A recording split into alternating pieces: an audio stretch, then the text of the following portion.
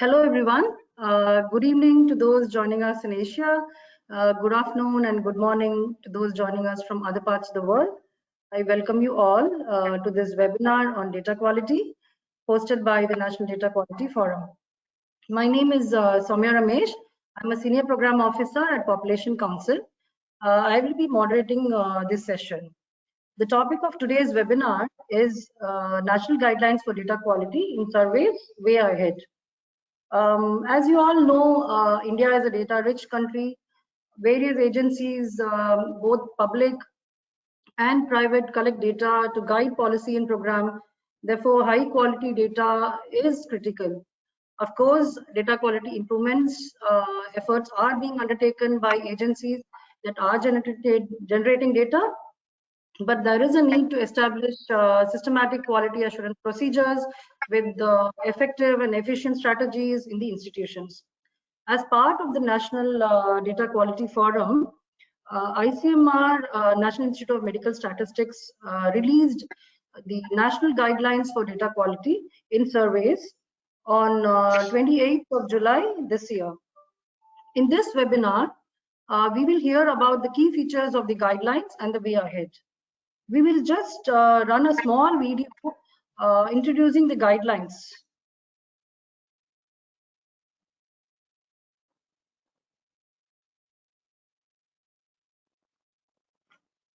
Roshni, could you please run the video, please? Yes.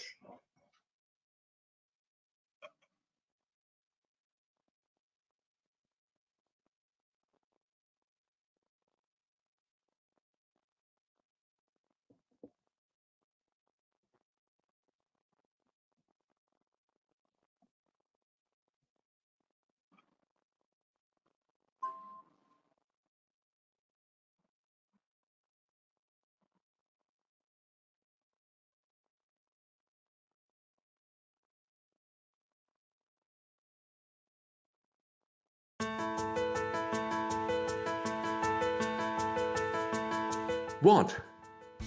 Who? How? Surveys draw answers to these and many more questions for which the data should meet quality standards.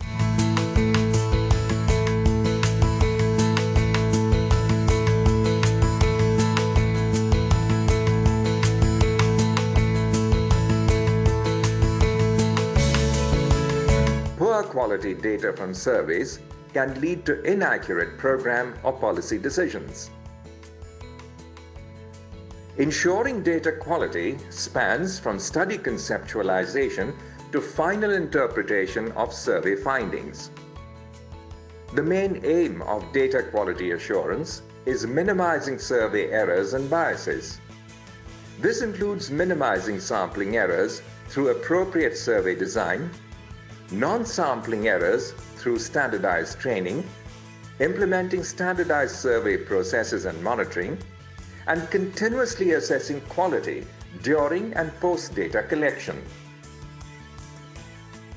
The National Data Quality Forum organized a series of consultations with technical resource groups and sought reviews from national and international subject experts to prepare the national guidelines for data quality in surveys.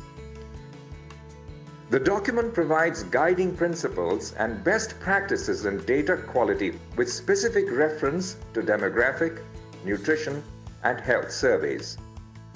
The guidelines include quality guidance on study design, sampling and survey tools, manuals, trainings, and data profiling with precise checklists for data quality auditors. The guidelines can be used by data producers and users dealing with demographic, health, and nutrition surveys to achieve high-quality data.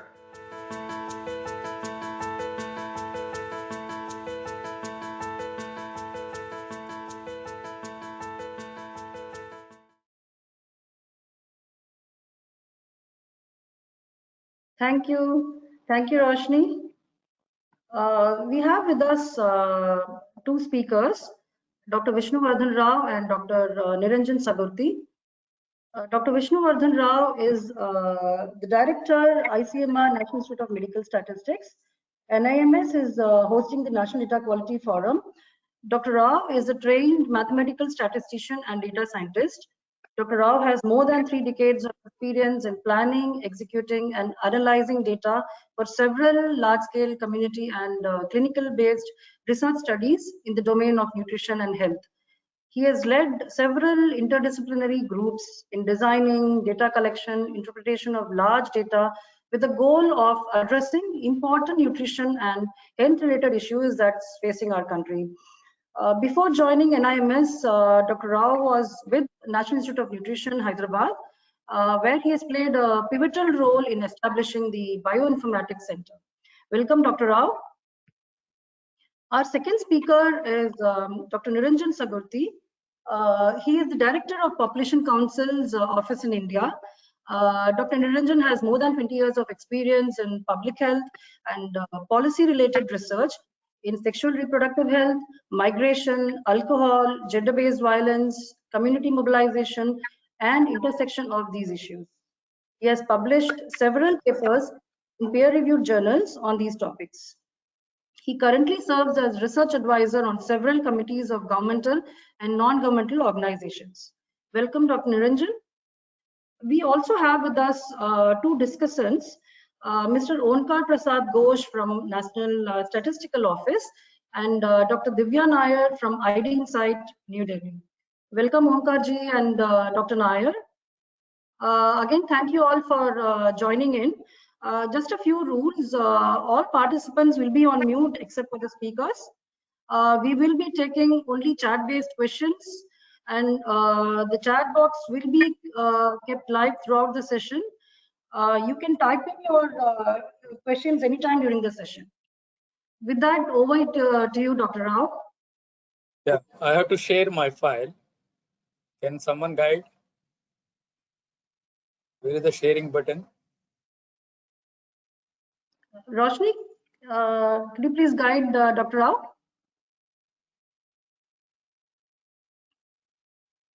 Sharing button, where is it?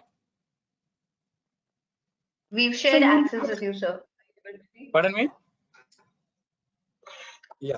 Sir, you must be seeing a show my screen option on your screen. Could you please check? Yes. Just click on show my screen, sir. Yes, I did it. Thank you, sir. Are you able to see all of you? You can see, sir. Yes, sir. Thank you very much. Sorry. Is it visible now? Is it visible, please? Yes, we can see, sir. Yes, sir. Okay. Thank you very much, Dr. Soumya, and all the today's speakers as well as discussants, and Dr. Niranjan, Dr. Onkar Prasad Ghosh, DDG NSO, and Dr. Divya Nair. And thank you very much for giving this opportunity. So I'll just a minute. Yeah. I have to minimize these things.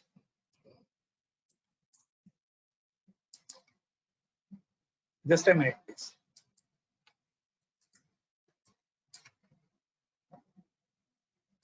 I think on the screen you can minimize the things, isn't it?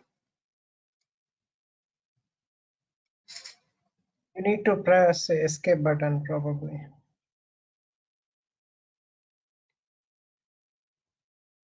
Okay. Anyhow, so national guidelines for data quality in surveys, as Soumya was telling, was released recently, and I just want to go through what made us to do the guidelines. Are we not having any guidelines before, or are we not doing data quality issues before? So we have been doing it, but why these guidelines are very important. So why data quality guidelines? To generate quality survey data by mitigating errors and biases that may creep in either before the survey, planning stage, or data collection stage, or in the data analysis stage. So any of these things are possible to happen. So for that, the key steps are to identify the problem and to prioritize the problem, to evaluate the most important data assets to your business, and also finding the correct data values. So these are some of the guidelines or some of the issues which you have to take. So why the guidelines are needed? Again, I think if anyone are viewing this, you just write down these references so that we can go through that. They're clearly given what are the data collection related issues, data related issues, or system related issues. Fine. So India, as such, now the data is the new oil. So whoever has the huge data with accurate data, they are the rich countries. So India has a very great data ecosystem, having different departments, different ministries creating or generating the data, either Ministry of Health and Family Welfare or special surveys, agriculture surveys, NSSO data, large-scale surveys like NFHS, MIX and CNNS, civil registration system, sample registration system, decadal census data. So you can name any, innumerable number of sources of data are available. So the data is becoming large, huge, and big data. So how to use that data before using, how to make it more meaningful and quality oriented. So therefore, there are, by virtue of using that, we have the statistical system, like the person who is sitting with NSO, and also we have sustainable dialogue on data quality by virtue of social media outreach or blogs, infographics, or conferences, and we are also working with IIPS, like organizations where they create huge data of NFHS, and also working with HAMS division, like for the administrative data. So these are all the sources and the important organizations where we can collaborate and create the kind of rules or a framework for the data quality guidelines. So if anyone of you are here statisticians or so, the total error, whatever you will get from the survey, is because of these things. Total error is always divided into non-sampling error and sampling error. In the non-sampling error, there are systematic errors and variable errors, and the sampling error design errors are sample size. These are known. So if at all you take the scenario 2, so of what happens to the non-sampling and sampling errors, I just give us some example, saying that you have a very serious doctor and patient conversation. You have a very serious disease. Of 10 persons who visited me, only 1 survives. But do not worry. It is lucky you came to me, for I have recently had 9 patients with this disease, and all of them have died. So generally, the errors will not happen like this systematically. Errors will happen randomly. In the scenario 2, because of the feasibility or because of the inaccessibility to whatever it is, reasons, we use some missions which may not be gold standard, but close to gold standard. And suppose you take the gold standard is the cyanomethohemoglobin method, when you use the IMOQ method. So what are the differences? What are the error we could get by virtue of that? By virtue of that, how much overestimation or underestimation takes place in whatever the particular estimation you are doing, that also matters as a instrument error. If you see the sampling error, most of the time it will occur because of the non-calculation of the sample sizes. For example, you see the funny example, it is given the cure rate of a drug for a particular disease is 1/3, 33.3%. So if it's of the mice which they done, what they recorded is 33% of the mice used in the experiment were cured by the test drug. Another 33% test population were unaffected by the drug and remained in the moribund condition. A third mouse got away. So what do you mean by that? The total sample size is 3. One is in moribund condition, and the third one is run away. So therefore, literally the sample size is 1. With that, they have concluded that 1/3 are curable, which is a sampling error or sample size error.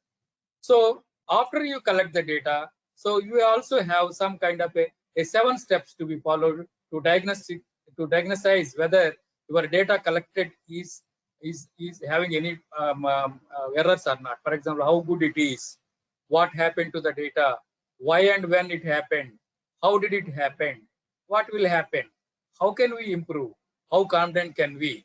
Therefore, there are types of analytics are available for each point, and also types of techniques are available to solve and to mitigate we cannot make it 100% error free, but definitely we'll mitigate most of the data quality issues using these techniques. For example, what will happen? You take the artificial or neural networks or regression analysis, you prove it or you predict it. This will be the what you call error that could happen. So that is why these are the steps that post data analysis. So if you see the data quality cycle, you have to follow all these things. Once the data should be relevant and accurate, So accuracy will come because of the data free or error free, error free of the data. Credibility, who is creating the data? For example, ICMR is creating, definitely there will be some credibility. IAPS is creating, population science is creating, or Ministry of is creating, NSSO is creating. Therefore, there is a credibility to the organization. So people will believe about the data. And accessibility, how access, for example, NFHS is accessible. You can download the data. Some of the data surveys are not accessible. Interpretability and the coherence. These are some of the points you should follow while taking out the quality issues. So data quality principles, as you all know, that should be institutional mandatory, we should create. And the preparatory phase is multiple steps to be followed, including standard protocols. Data collection and monitoring is very important. Post data collection, what are the steps I told, 7 steps you should follow. Data quality documentation and use and feedback. So these are some of the important steps which you should follow for creating the principles of data. So the scope of the document, which are the data quality guidelines book which are released. So what is the scope? So the scope is data quality assurance, data quality management, quality assurance during the preparatory phase, checklist to ensure the data quality at every stage. So these are the steps that have been followed, and in the data guidelines you will find all these steps. So making the guidelines, these are the ICMR, National Institute of Medical Statistics and Indian Council of Medical Research. NDQF steering committee is there, NDQF tag members are there, peer review group, national and international domain experts have involved. So these many people have involved to get into that data quality guidelines, and the population council is our partner. So about the guidelines, suppose it has gotten 4 steps. It provides a set of protocols for surveys and overall aim, and it outlines the functions of the data quality. It will benefit the demographic, health, nutrition, and allied surveys apart from profiling the society in general, and it aims to provide a framework, identity data quality issue, and keys out of solutions. These are the 4 steps that would give. And who are the stakeholders? Who are the producers? The producers are research organizations, academic institutions, national and international organizations, development partners. Who are the users? Program implementers, policy makers, civil societies, corporate social responsibility foundations and organizations, and also donor agencies. These are the data users. These are the data producers. So if you see the topics which the book covers, it covers the study design, which is very important. As you all know, what is the study design is, sampling design, and survey errors, which I told you, survey tools, what you are, suppose anthropometric for anthropometry or weighing emission or the hemoglobin estimation, what is the method you are using, and demographic health and anthropometric measurements, and biomarkers, monitoring the tools, paradata. Paradata means whatever the data is available, you should have proper definitions of that particular data. And finally, machine learning. Now, use of the machine learning also, you can mitigate some of the errors. So,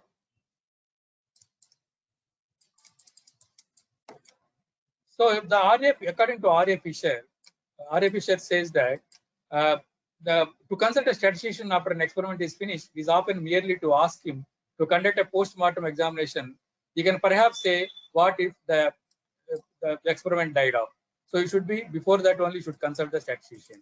So as I was telling you, these are the study designs. I need not tell you, but you have to appropriately take the appropriate study design based on your aims and objectives, based on your conditions. You should exactly plan what type of design suits you. And now it is the era of what you call big data. Why it is the era? Because the data is being generated in different sources, different open sources are innumerable data, huge data, terabytes, gigabytes of data is available. Therefore, before using the big data, you should have to standardize in the sense.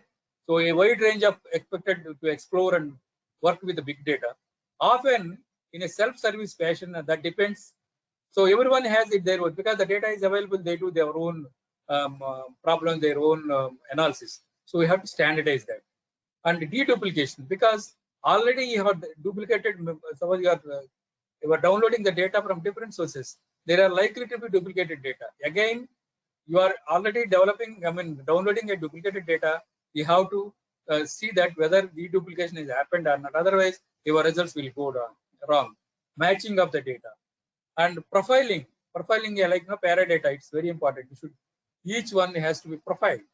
And data quality in parallel, that means that you're almost doing a online what you call analysis online. Everything is online now. Real data analysis takes place, and big data quality is very important if at all you don't take these issues. And also data quality issues in artificial, suppose we are also started using the artificial intelligence. So there is likely to be the systematic bias where you are continually, regularly doing the same bias repeatedly. And also artificial intelligence requires large data because it has to be tested and trained. And third one is improper definition of the problem. So which generally it will happen because why it happens? Because of the lack of the domain knowledge and not ensuring the better data quality. So these are also should be taken care. So other guidelines making, we are in the process of making post-survey analytical methods for quality assessment, guidelines on the data quality for administrative data, which is we are in the process and which are going to come shortly. So as it was mentioned, the national data quality guidelines in surveys have been released by the secretary, released by the Professor Paul, Niti Aayog, member Niti Aayog, and under the chairmanship of the Secretary DHR and Director General on 24th July. It was actually launched and released last July. So therefore, these guidelines are freely available in the website. I think we can please download and your feedback is very much important. You can give the feedback to NDQF website, and we are definitely incorporate it as and when it is required. Thank you very much for your patient hearing. Thank you. Thank you, Dr. Rao, thank you, sir. Over to Dr. Niranjan for giving an introduction about the key features of the guidelines.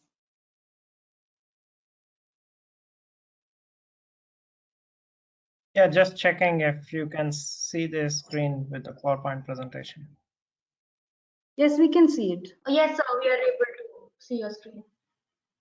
Okay, so thank you so much, Dr. Rao, and I'll be very brief because many of the points were covered by Dr. Rao already in the in his presentation. So I'll not go deeper into this. So what one of the examples are the reasons that why the guideline of this nature was created is based on the research that has come out over the time, and also the research that is emerging. And this is one of the papers which actually talks about how what quality issue that exist in the family planning data of the National Family Health Survey. And there is the researchers here have done the analysis to understand how the non-sampling error in the form of interviewer bias is a possibility, and how does that affect the outcome under estimation, which is going to be a real challenge. And this is only one example of many things, many publications that have come out questioning the data quality of surveys, not just the NFHS, but also many other surveys. So what does the guideline is not about? Because that is very much important to understand. It does not give any guidance on the survey specific implementation, which means if you want to be getting an understanding on how to plan the survey and how to do the survey, the practical field level guidance, it does not give. But what the guideline is about, it is about learning and implementing the principles to ensure or examine quality in surveys. So the guideline has a very specific focus on the quality. It's not on giving the practical examples of the survey implementation per se, because each survey on every topic, the guidance varies. So the guideline was prepared using a data quality framework, both based on the literature and also the experiential learning. And it offers steps for operationalizing the different dimensions of the data quality. Because what we have in the literature, or what global quality frameworks talks about, is the steps that one needs to take to ensure the quality. For example, the survey at the what are the steps that one needs to take at the institutional level on the commitment to quality, resource sufficiency, data confidentiality. There are many of those dimensions. And in terms of the process, there are issues about the methodological soundness, response burden, cost efficiency. And about the output, there are those parameters that we all know, which talks about the relevance, accuracy, reliability. So the what the guideline is giving you is a practical or operational guidance to on these dimensions, which are actually covered in different places of the guideline document. There are a couple of examples that I would like to quote on how the guideline can be used. The first is it can guide the institutions which are willing to take steps to adopt quality as a good practice mechanism across the surveys that the institution conducts, whether it is a survey agency, a private agency, or a public agency. It's open for everyone. And the second example is that it provides a guidance to the quality assurance management teams to assess the quality mechanisms, because we often know that there are some things that we can check in the survey when it is planned, when it is implemented in the field, but we don't have a detailed checklist of what all that we can do. And that's something that the guideline provides you the details. And the total about 5 chapters that exist in the guideline, and it is about giving the detailed description of each of the chapters on the data quality monitoring, quality assurance, then implementation of quality assurance during data collection phase, and data quality assessments post data collection. So I'll not go into the details, but just give you a snapshot of for each of these specific sections. And what this section covers is 7 sections this chapter has, and provides the context and an understanding of the data quality frameworks, common sources of error and bias, which Dr. Vishnu talked about, and ethics in data quality monitoring systems. So there are, for example, to give you a snapshot on specific principles or mapped to quality framework, in terms of what is the institutional mandate, and what survey setting and the steps that are needed in terms of the ensuring the quality during the preparatory phase, and ensuring the quality during the data collection and monitoring phase, and ensuring the quality or assessing the quality post data collection phase, and giving the more importantly the survey data quality documentation and user feedback. So it provides steps on how or what user or what institution can actually take up to ensure that the quality of the survey is much better. Also the second chapter, which actually provides steps that a survey should follow to prepare a good quality assurance mechanism. And there are 8 subsections under this chapter, which starts from examining the study appropriateness to its methodology, and also to see what quality assurance mechanisms that are established, and what type of training, for example, and how do you standardize the training in order to get the best data in the field, and what are the steps that you need to follow for standardization of the data collectors, for example, through written and oral tests, retraining of data collectors, and form balanced teams based on post-test scores. So there are different guidance that's given in terms of the ensuring the quality training. And also there are steps to ensure anthropometric data quality, because this is one of the very important areas when the surveys happen on health and nutrition, specifically the anthropometric measurements. Any small error could actually damage the quality of that data. So in order to ensure that a good quality data, what are those steps to be followed? How do you standardize the instruments? What steps that each data collector needs to take with a quality lens in mind? And the guideline, it also offers, for example, during the data collection phase, it offers the checklist throughout. To give you an example, on the sampling design quality assurance, the investigator who is conducting the survey or the data quality assurance manager who is actually checking whether or not the steps followed. They can verify on the basis of this checklist to say that sampling design documented, adequate sample size that exists for the study to get a robust estimates, and that the stratification is used. So that's all about the sampling. And then there is a checklist for team supervisor and for field coordinator. That's something that the assessor, data quality assessor, can actually also tick mark on. The other chapter and the third chapter, which actually has 11 subsections in it, which talks about the quality assurance activities during the data collection phase in terms of in the field, what steps need to be followed for quality assurance. It provides a guidance on how one can create even the data quality monitoring dashboard. And what are the new technological developments that have taken place to ensure that the data quality can be maintained. Those are the steps that the guideline document is giving. And the fourth chapter, which is about the post data collection steps, and it provides guidance about steps to analyze and document data quality post data collection, including computation of sampling weights, non-sampling errors, and reporting of the non-sampling errors.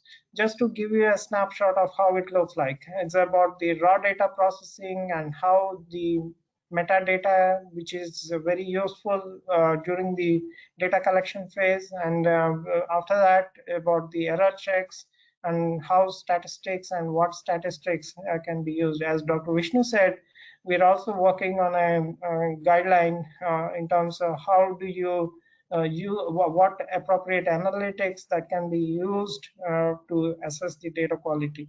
And then the calculation of the non-sampling error, which is very critical. I mean, not many surveys besides the standard high quality surveys like National Family Health Survey gives the information about the non-sampling error, which is very critical for all surveys to make sure that we are interpreting the data in the right way. And the fifth chapter, which actually talks about the use of machine learning techniques. Nowadays, the machine learning techniques can be used at each step. There are during the pre-survey, there are certain methodologies that one can use to improve the data quality. And during the survey, there are certain technical methods that one can use to monitor the survey of what is happening, how the data is coming in, what is the kind of pattern that we are getting from the field.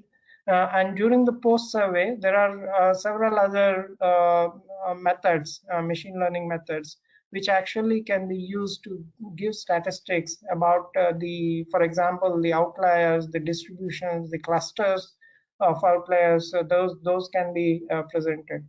And one of the wonderful things out of the guideline which we have is there are two data quality tools.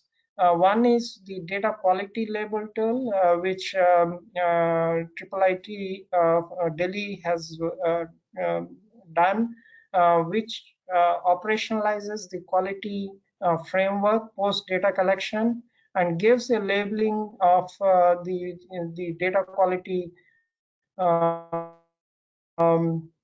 performance in terms of the provenance, the data set characteristics, the uniformity, missing values, the duplicate rows. So one can actually input a data and get the nutrition sort of a label which provides which the user can interpret to understand what is the quality of the data. And there is another is the outlier detection tool, which is available in the NDQF website, and you can input the data to understand what the distribution of the data is, where the challenges are, and for what variables.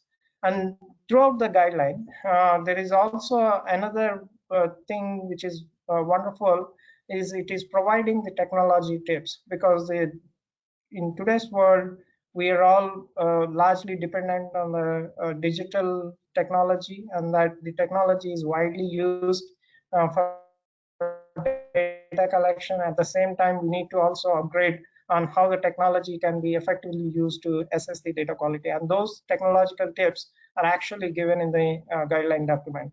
And overall, in a summary, the guideline addresses the findings that we have noted so far from the research on data quality in surveys. And to give you one example of that paper from Dr. Iridarajan and Dr. James, which actually talked about how what is the response burden as a result of the number of questions that we ask, and what risk does it have in terms of the increased non-response and partly completed interviews, or even made up responses by the survey respondent. So by reading the guideline, you can actually understand why we are arguing for certain steps to take, because we take this sort of a research into mind while preparing the guideline. Now, what next? The way forward, as we see, is that there is a structured training programs by NDQF, which is, please tune in terms of understanding how to, and there is a training that will be provided by NDQF, and there are structured modules. It goes beyond what exists in the guideline. It actually has the training will have examples, the exercises to work on, and there will be video-based tutorials and the training of trainers that will be done. It will also, NDQF is also supporting the institutions and survey agencies on adaptation and implementation of guidelines, both as a good practice mechanism within the institution and also on how people can use it in the field.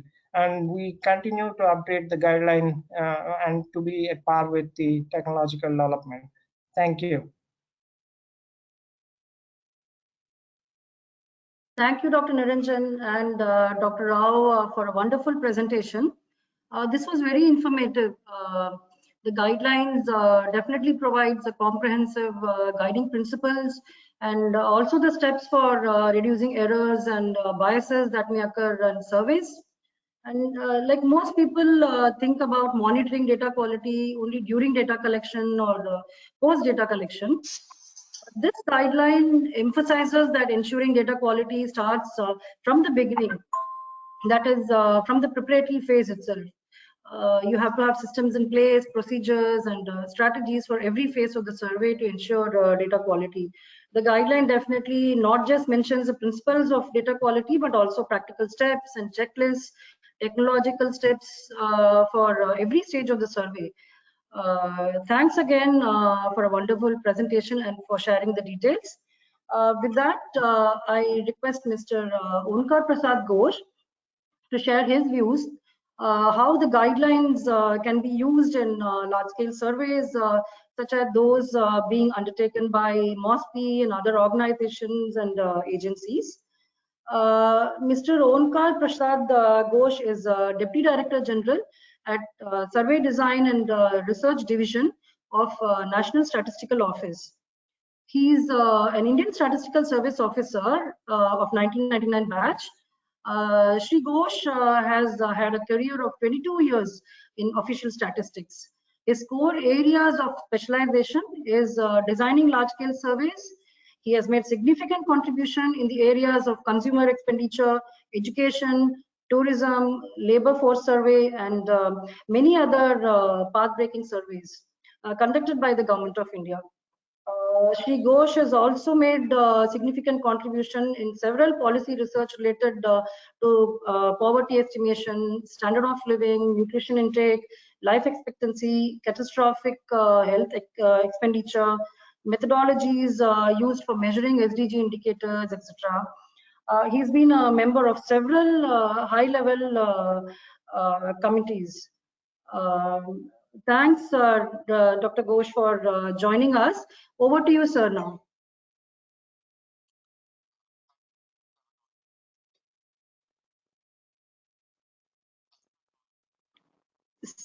Sir, you're on mute.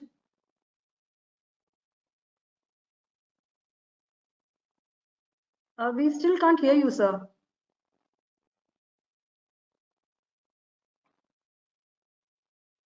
The scene is open. No, sorry. Audible. You are not audible.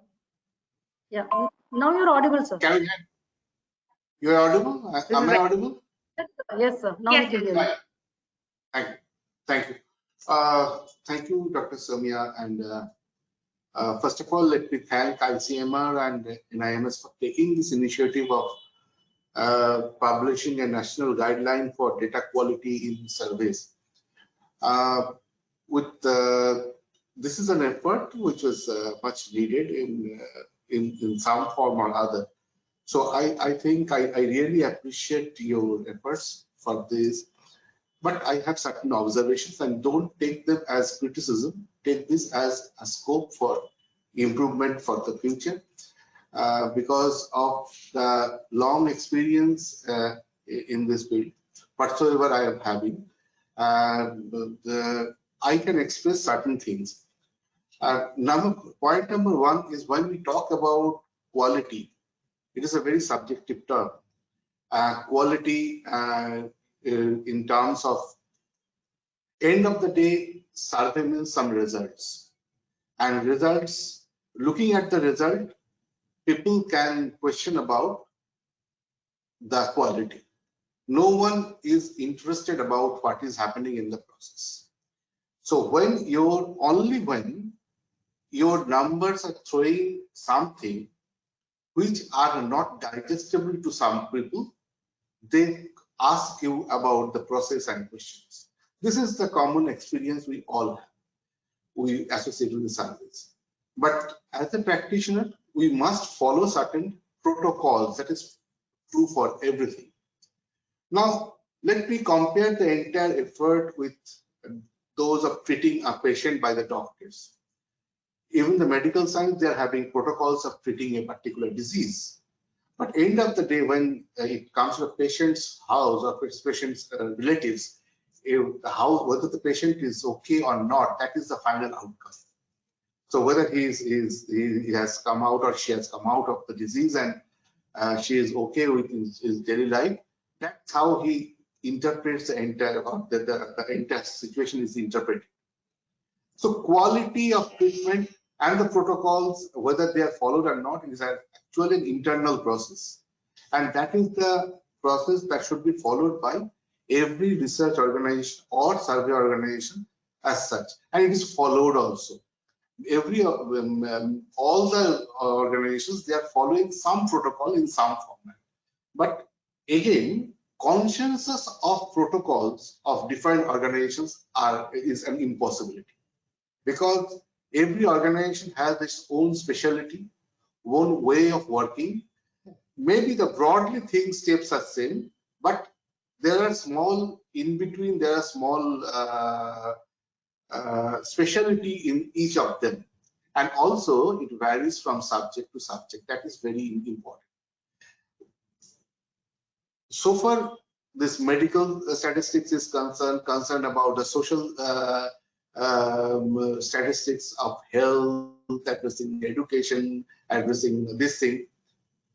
Some format is okay, but when you shift this same thing to the economic surveys, then the entire situation changes. So the basic idea of quality depends on the subject itself. It is not the quality of data itself. It is quality of the entire process. So as our director of council was saying, that yes, this actually varies from time to time, and there will be several examples in the process that how things every component can be seen from different angles. But what we are actually addressing is the term quality. And again, I want to emphasize in the fact that quality is a very subjective term, and you cannot, and we should not also try to address it in a very tight boxed manner. But broadly, there are certain checkpoints that should be addressed, some steps that should be addressed, that should be checked. But who is to certify them? There are so many research organizations in this survey organization in this country right now, going beyond our the well-known platforms. There are so many survey, every day a new survey organization is coming up. And what type of methodology they are following? Is there any document for that? No, they never publish any document. Even many of the international surveys, they don't publish international surveys. Even international, many governments, they don't publish so many methodologies they used for their government surveys itself. Indian government do publish. We do publish. We have a very clear-cut reports and saying everything what we have covered and what we have not. But many of other countries don't publish. So we don't have any standard norm of saying that these steps should be followed, and there is no body to control it. Now, in this country, there is one National Statistical Commission which actually looks up on the fact that whenever you go for a survey, you just come to us and take our views on that. So that already that is, but that is restricted to the government parlance only, and it is not possible to address whatever sample survey is taking place in anywhere of the country by anybody, and it will go to the. So it is not possible. That mechanism is not there. So it is very much a gray area till now, how to address equality. So, but it is an effort to at least formalize something, at least come with a document that will help people to have a checklist that whether I have followed all this or not. But looking at this particular document, what I was finding that it is meant for those who are already practicing this. Those who are not practicing this particular document will be a bit difficult to understand, because because new people are going to take up surveys, and if they see the document, they may be from the other domains, so they may not understand what is the intention of this particular statement over there. So that is what I understand, that you will be coming up with some next publications with some good examples that may help them to understand that how one example and other example with so many examples, that what can create a problem in the quality of the data itself. Next problem that I really want to mention in this particular your data quality document, I think one place is missing, that is regarding the frame of the survey. That is missing. In many of the cases, we found that the frame is not very well defined. It means we usually work with a finite frame, but in many surveys, the frames are infinite also. So how to tackle those situations? And what should be the definition of quality? What quality checks should be there? That can be mentioned somewhere or thought of in a later period. But I'm mentioning that what came to my knowledge, I'm sharing my views on that. Thirdly, one must appreciate that sample surveys are very costly affair, very costly. So data has a very high cost. Every data collection mechanism has a very high cost. So for that, whenever any particular expert team sits together with a purpose, they really want to push as many questions as possible in one survey.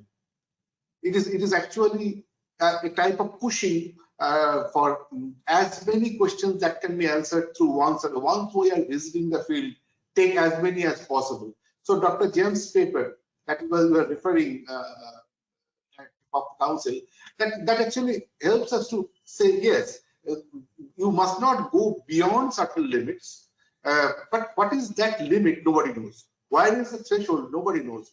Because for data quality itself, you have to keep certain questions which cross-checks values of the other question. It actually cross-checks, but which cross-check what? That must be very clear to a planner. What I am telling is a very technical thing. For a new survey planner, it may be difficult to digest, but This is something which is coming out of the experience. So sample size, this is another issue. So what sample size we are talking about? We always say that we shall go for a sample size which will give us some reliable estimate.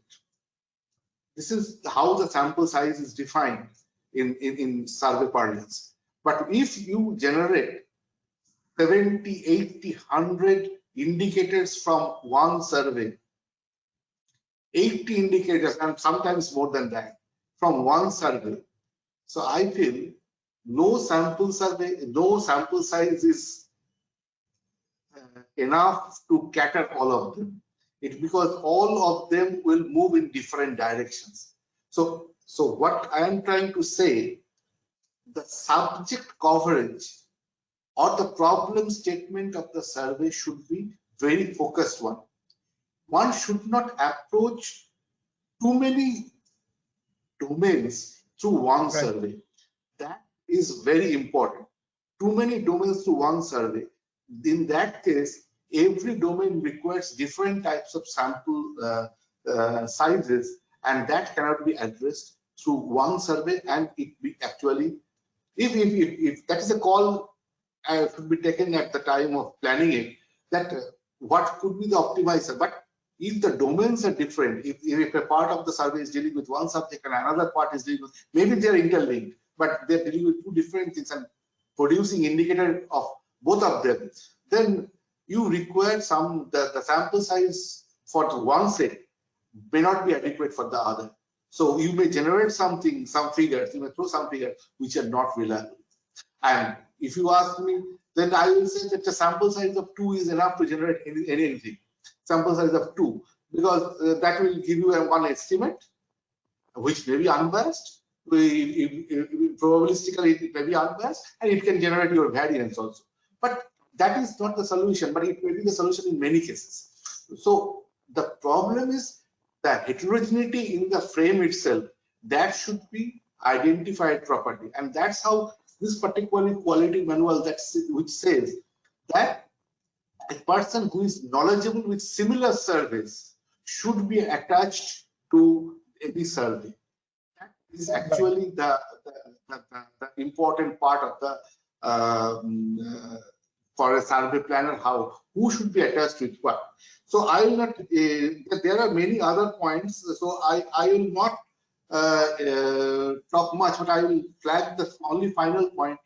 If your questionnaire or the survey has only coded things, surveys are easy to conduct, and your extent of non-sampling error may be reduced. But when you want to capture some value figures, which is true for economics surveys or surveys like consumption, then you require some value figures where the numbers are important.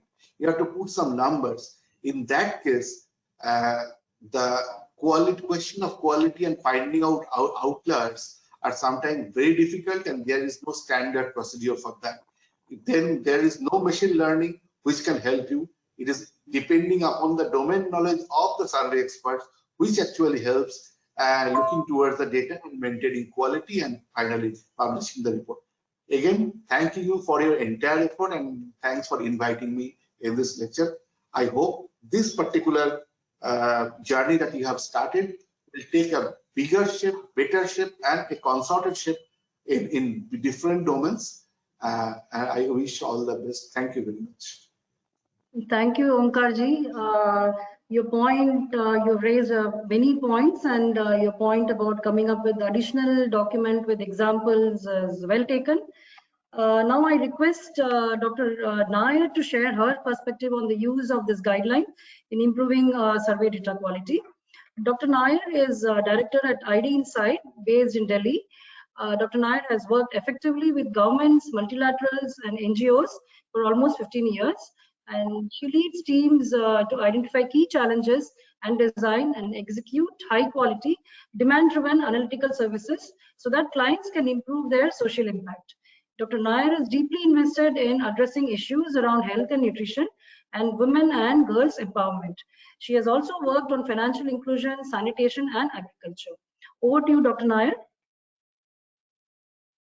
Hi, thank you, everybody. Good evening. And I just want to start by congratulating ICMR, NIMS, and Population Council for this really, important initiative. From our perspective, we're really focused on data use, and to enable that, data quality is just such an important platform. And I've been part of this journey a little bit, seeing what you've been doing, and really appreciate the huge effort that's gone in here in terms of also, pulling information from a range of experts, and really congratulations on an excellent report.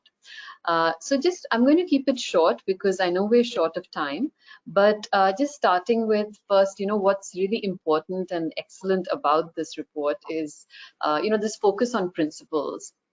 I think it's very useful to have one place where we have these guidelines on, what are the principles that we follow as a nation in terms of survey data quality. And, the importance of survey data quality cannot be underappreciated.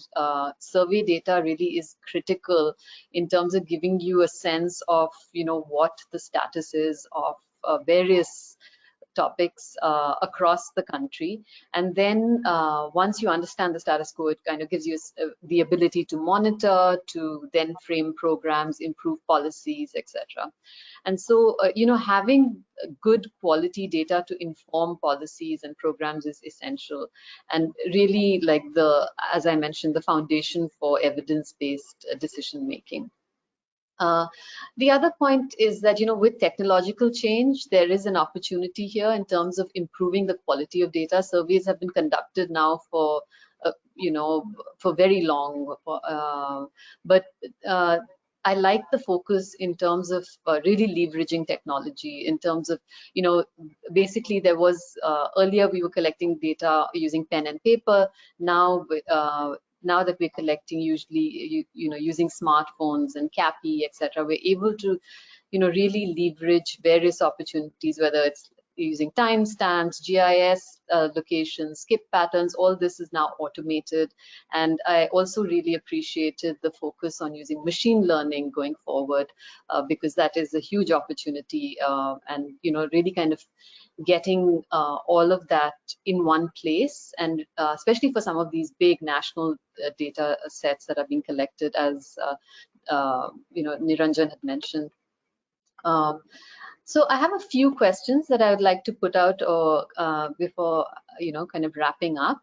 One is just looking forward. I think I actually, what Dr. Ghosh had mentioned really resonated also in terms of like, who is going to use this, right? And how are you going to, I think the best case situation is really democratizing the ability to collect good quality data.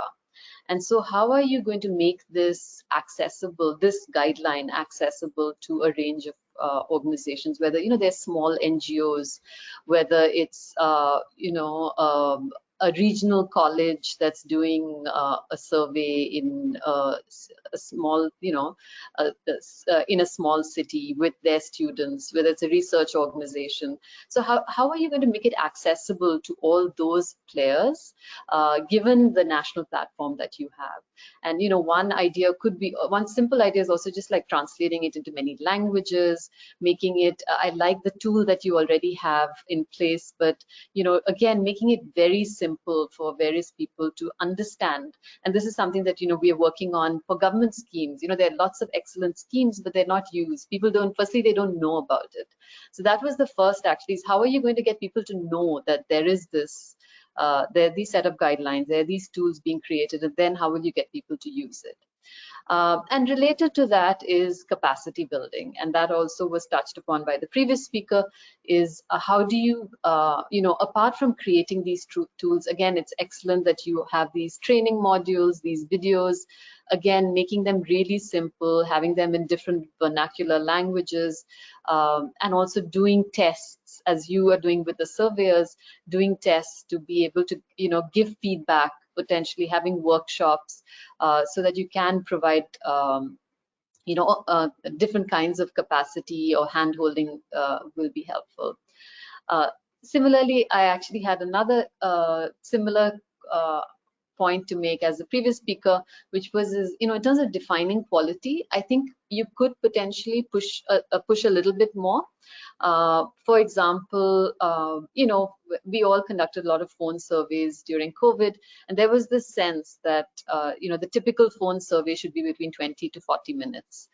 But I haven't really seen those numbers for in-person surveys. Like, what is the length of an in-person survey? Some of these go on for really long. What is the optimum number after which really, people lose interest and stop engaging? So if you could push a little bit more in terms of giving some metrics on what does data quality look like, right? Like whether it's the length of a survey, that was something that I mentioned, or what proportion of surveys should be back checked. Those kinds of numbers or kind of more specific guidance might be helpful going forward.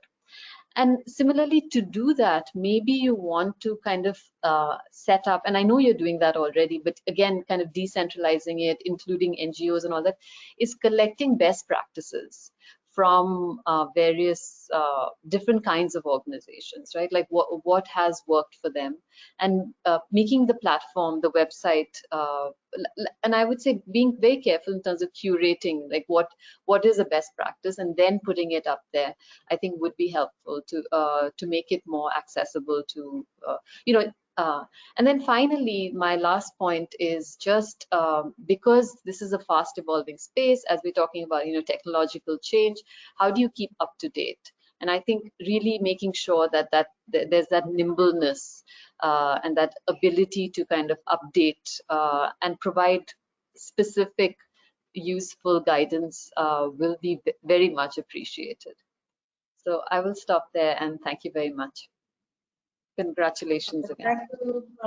Thank you, Dr. Nair, for your inputs, and definitely I think the guidelines should be widely disseminated so that there is a wider use and people should be made aware of the availability of this guideline. I would request Dr. Rao and Dr. Niranjan to just maybe respond to some of the points raised by Dr. Nair.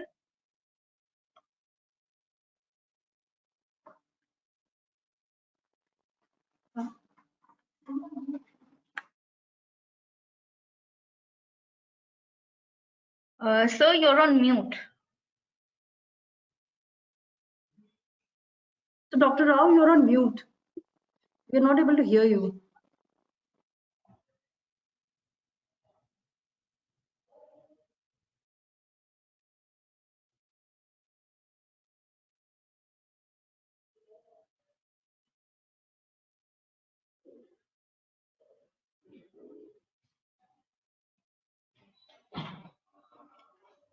No, sir, not yet. We can't hear you.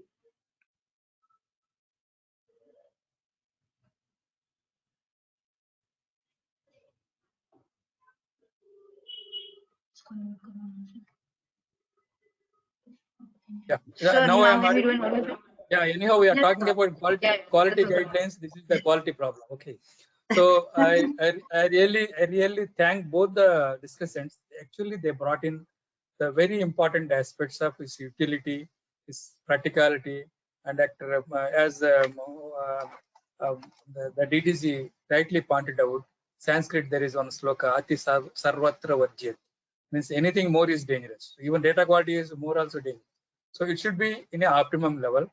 So as Dr. Ghosh, and for the National Data Quality Guidelines, there is one thin silver line, very thin silver line, which we are going to fill that, or we are trying to fill that, so that the quality will become reasonably good. I can't say that it is 100%.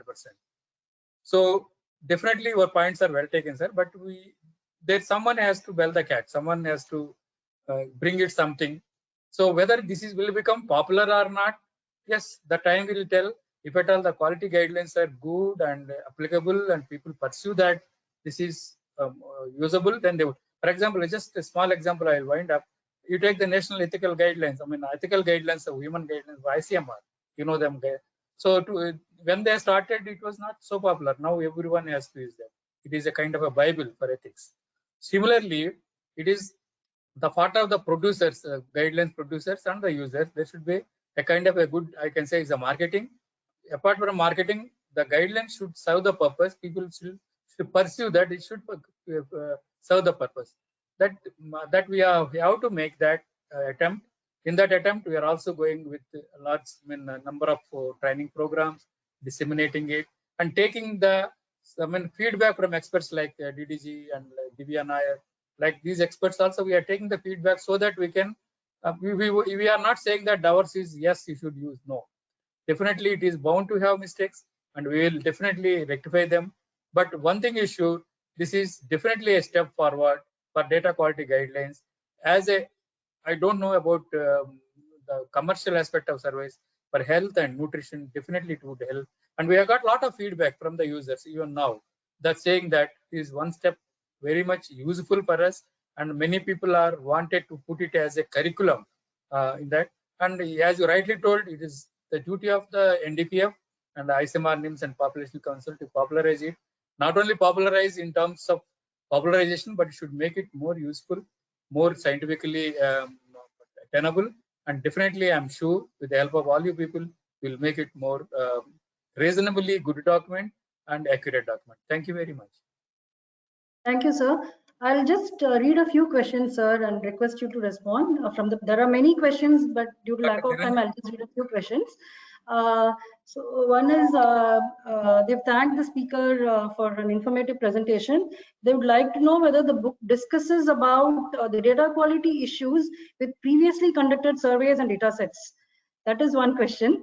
And the second question is, how does this guideline be helpful to bring systematic structural changes that may be necessary for a better data ecosystem? And one more question, sir. They've asked whether there will be a certificate program during this training. Over to you, sir. Me? Shall I answer or Niranjan? I request you to answer. Okay. Okay. What is the first question? Is that previous surveys? So they are talking about the previous surveys, isn't it, Samyaji? So it is like a postmortem. I also put. Yeah, that's like a postmortem. Yes. Please tell, ma'am. What they are asking whether there will be any, whether there will be data quality issues on the previous surveys will be discussed in the document. That is because now only you can realize that by reading this document, what are the mistakes you have done. That anyhow we cannot rectify. It's a postmortem kind of a thing, which I already shown it. So definitely, whatever had happened. But if at all this document helps you to rectify that in the coming surveys, or they can do that. But we can't do anything what already had happened. The second one is about what is a training certification. Madam, yes. Please tell. Please. Go ahead, sir. Yeah, training certificate will be there. Yeah, I think that is a very reasonable question, and whenever the training takes place, definitely we'll give a certificate, whatever worth it is. Definitely we'll give from the NDQF. So the third question is, how does guideline be helpful to bring systematic structural changes that may be necessary for a better data quality ecosystem? Yeah, that's what we have been telling, because everyone. We are not saying this is the first in the universe that we have released. No, you are even before also you are doing so many corrections. I mean, data checks, range checks, consistency checks. That is everyone's business. Only this document has brought in all those what you have been doing in a piecemeal manner into a structured chapter-wise, so that it will become structurally. So this is a kind of a thing: 1, 2, 3, 4, 5 steps which we have to follow for the survey, which we will do that. That will become easier for you, and it will make you less mistakes for the data collection. That's what we did it. We are not saying that this is the one in the universe no one has done. No, it is the one which we have comprehensively, whatever you have been doing so far, put in a structured manner, which will be useful for you like a guide. I think, am I clear? Yes. Thank you, sir. We have many more questions, but due to lack of time, we'll now not be able to respond to all those questions now. But we will definitely get responses to all these questions and put it up on NDQF website.